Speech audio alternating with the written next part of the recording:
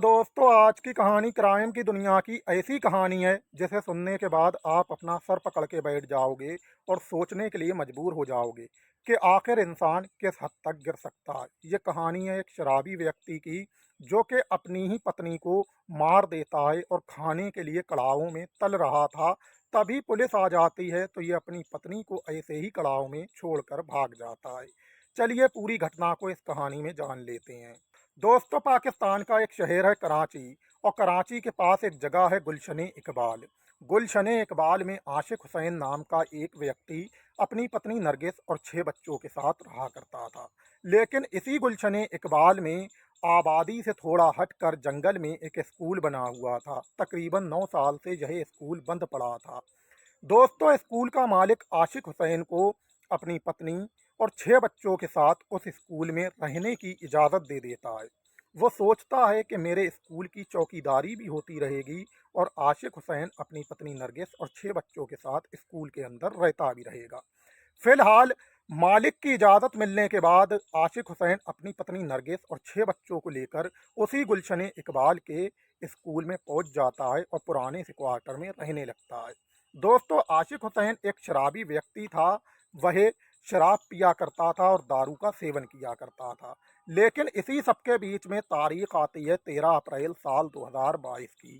13 अप्रैल साल 2022 को आशिक हुसैन अपनी पत्नी नरगिस के साथ इसी स्कूल के एक क्वार्टर में सोया हुआ था और इसके 6 बच्चे भी दूसरे क्वार्टर में सोए हुए थे।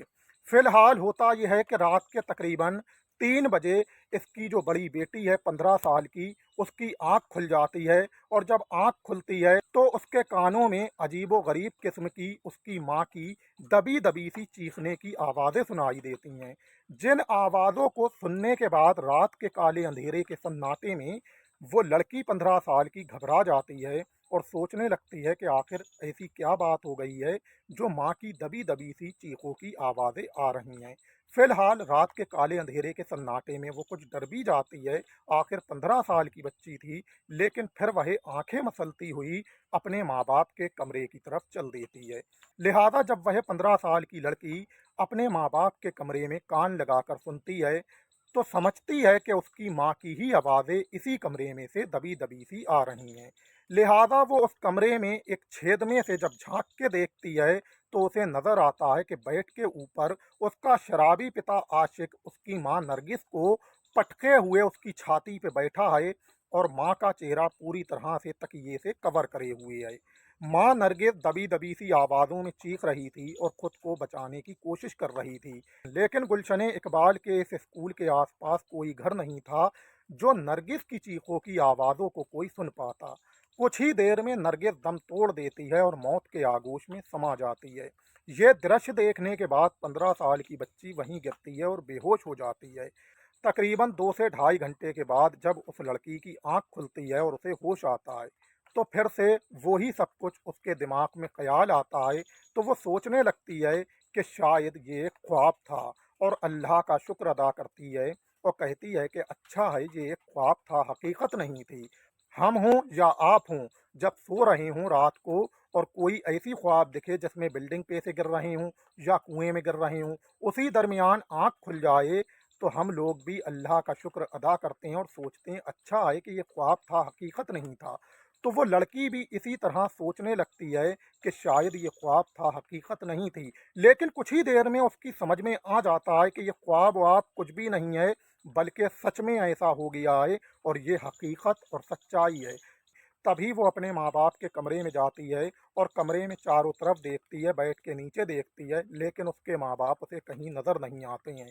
तभी वो भागती दौड़ती आती है अपने कमरे में और अपने पांचों बहन भाइयों को उठा देती है, जगा देती है और कहती है कि शराबी पिता आशिक ने माँ नरगिस को मार दिया है और अम्मी का कत्ल कर दिया है। हमें तुम्हें जल्द ही अब यहाँ से निकलना है।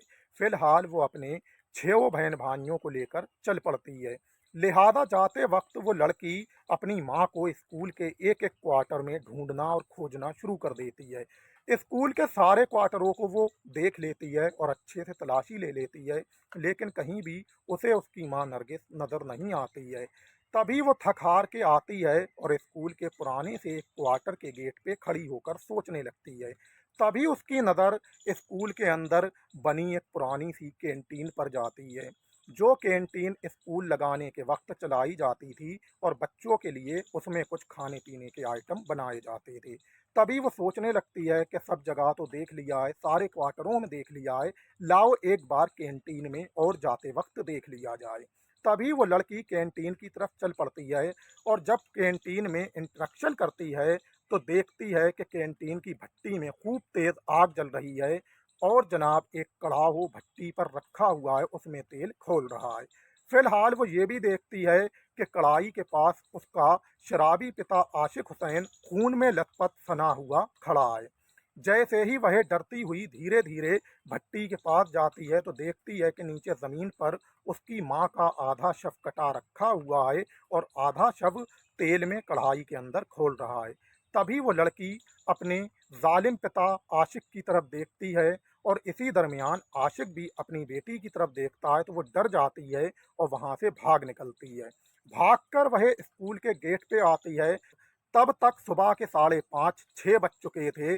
तभी वो स्कूल के गेट पर खड़े होके जब सामने दूर तक नजर मारती है तो उसे दूर खड़े कुछ लोग नजर आने लगते हैं। तभी वो लड़की भागती दौड़ती उन लोगों के पास आती है और उन्हें पूरी घटना सुना देती है। ये घटना सुनकर सभी लोग चौंक जाते हैं, लेकिन कोई भी वहां पर अकेले जाना उचित नहीं समझता है। फिलहाल कोई व्यक्ति पुलिस को सूचना दे देता है। कुछ ही देर में पुलिस भी वहां पर पहुंच जाती है और फिर कुछ स्थानीय लोग इकट्ठा होकर घटना स्थल तक जाते हैं, जहां कैंटीन की भट्टी में आग जल रही थी और जनाब कड़ाहों में नरगिस का ऊपर का हिस्सा जो था शरीर का वो तेल के अंदर खोल रहा था। लिहाजा वहां से आशिक हुसैन अपने 3 बच्चों को लेकर भाग चुका था। पुलिस पहले भट्टी की आग बुझाती है, उसके बाद कड़ाहों को नीचे उतार कर जमीन पर रख लेती है। उसके बाद एक सिपाही नरगिस के हाथ को पकड़कर कड़ाही से बाहर निकालने की कोशिश करता है तो नरगिस का हाथ उसके शरीर से अलग होकर पुलिस के हाथ में आ जाता है। दोस्तों, तेल में उबाले जाने की वजह से नरगिस का शरीर नर्म पड़ चुका था। लिहाजा होता यह है कि ये मंजर देखकर पुलिस और स्थानीय लोग भी घबरा जाते हैं और चौंक जाते हैं। पुलिस की टीम को लीड कर रहे इंस्पेक्टर सलीम अवामी कहते हैं कि उन्होंने अब तक की अपनी ड्यूटी में इतना भयानक मंजर नहीं देखा है। दोस्तों, उसके बाद पुलिस जो है लाश को निकालती है और प्लास्टिक के बैग में डाल के फॉरेंसिक लैब जांच के लिए भेज देती है।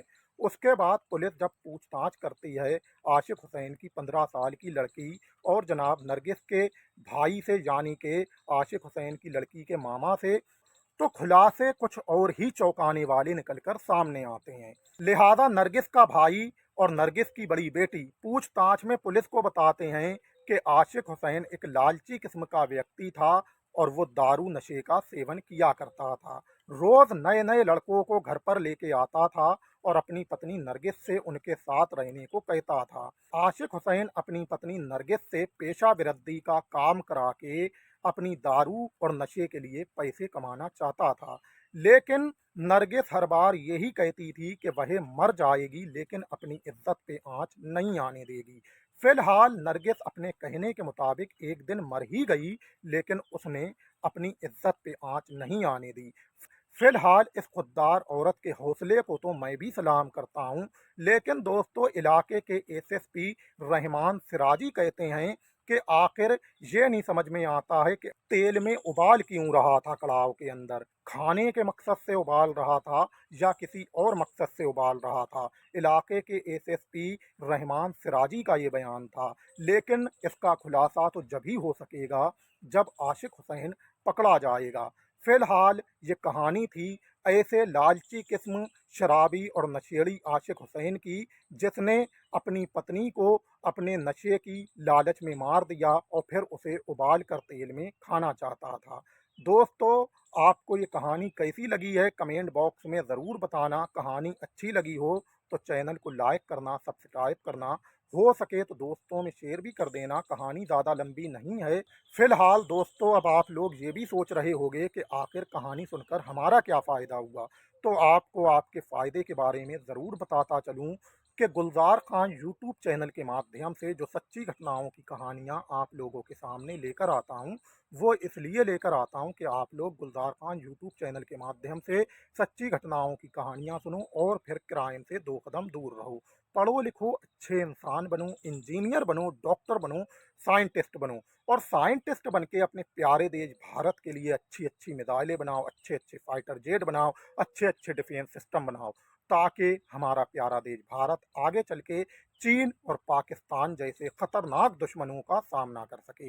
यही गुलजार खान यूट्यूब चैनल के माध्यम से देश के नौजवानों को सच्ची घटनाओं कहानियां सुनाने का मकसद है और यही गुलजार खान यूट्यूब चैनल की देश के नौजवानों को हिदायत है। प्यारे दोस्तों, अगले ब्लॉग में बहुत जल्द ही मिलूंगा आप लोगों से इंशाल्लाह। जब तक के लिए मुझे दीजिए इजाज़त। खुश आमदीद।